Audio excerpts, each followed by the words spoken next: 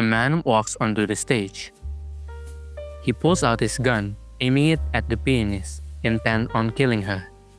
She pleads with him, but he insists, saying that he is a hitman and this is what he is paid to do.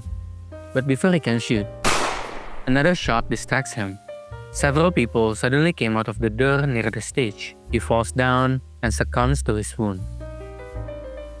The cops are all here to ambush the hitman. After checking if the pianist is okay, the police chief confirms his suspicion that the hitman's gun is blank. So a question arises, why is his gun blank? Why did he intend to kill somebody but without his gun loaded? To answer this question and understand its implications, we must dissect the whole film and examine the numerous layers underpinning his journey leading up to his decision. This sequence is from the 1967 film Le Samouraï, directed by Jean-Pierre Melville.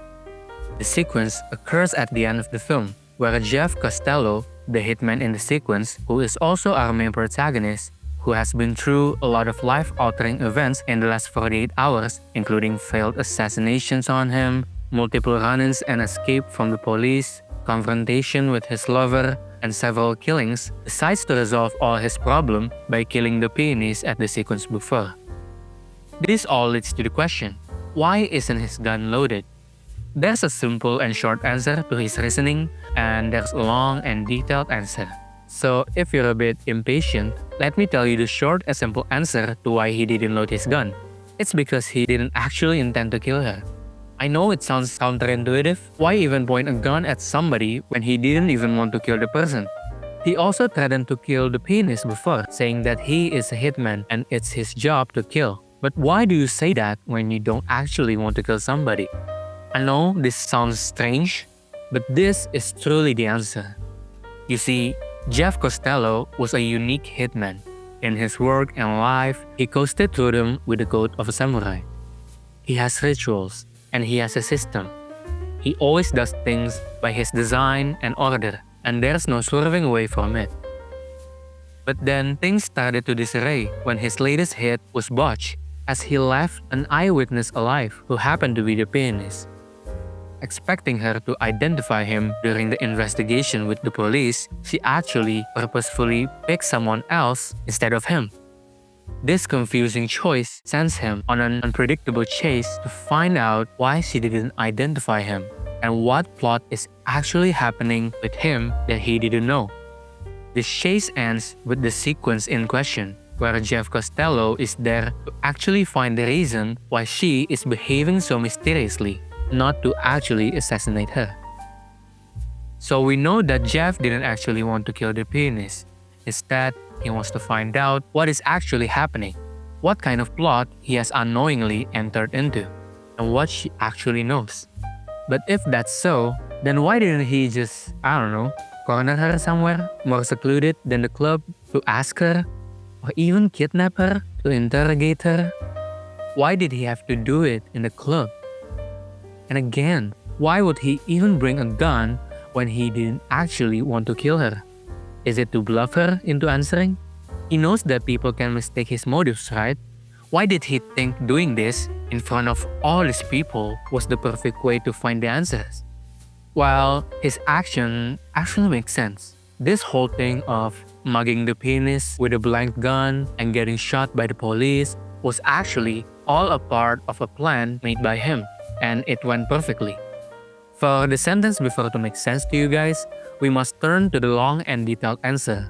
This film, Le Samouraï, can be seen not just as a film about a hitman's life that is unraveling because of a botched assassination. It can also be seen as a film about a human's life that is unraveling when their philosophical and existential way of life is destroyed. This film is not just exploring his daily life as a hitman. It is also a film that explores his philosophical view on life, how he reacts when that view itself is unraveled by life, and the psychological and emotional effect it has on Jeff Costello. At the start of the film, we are greeted with him sitting alone in a bed in the dark shadows. The film gives us a quote about the code of the samurai. From the start, we are to understand that this person lives by the quote that is given. We see he applies that quote of the samurai in his life. The way that he puts on his glove, the way that he moves, the way that he searches for his target, the way that he even separates his personal life from his work. However, after his hit at the beginning of the film, things start to diverge. His belief that he is invisible and untouchable through his obedience to his code starts to waver as things that are usually in order fall. His assassination became botched because he let an eyewitness live, which left him vulnerable. And when he tries to take his reward money for the murder, he instead finds that he is getting targeted by his employer, who views him as a liability. And the cops immediately suspicious of him and easily see through his facade of this silent, methodical man.